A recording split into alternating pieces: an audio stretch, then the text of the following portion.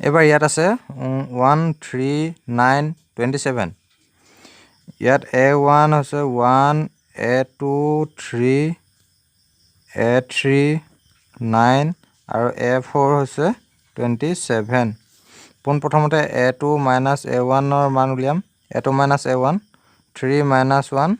ইহল 2 a3 minus a2 a3 মান 9 আৰু এফালে a2 ৰ মান হৈছে 3 গতিকে 9 minus 3 মানে 6 a4 minus a3 a4 27 আৰু a3 9 এফালে হৈছে 9 8 17 মানে 18 যেহেতু a2 minus a1 a3 minus a2 আৰু a4 minus a3 গোটেইকেইটা মান বেলেগ বেলেগ গতিকে আমি ইয়াত লিখিব লাগিব যেহেতু a2 minus a1 is not equal to a3 minus a2 is not equal to a4 minus a3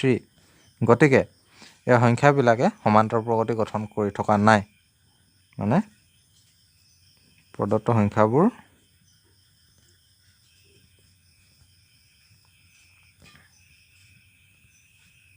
সমান্তৰ প্ৰগতিত নাই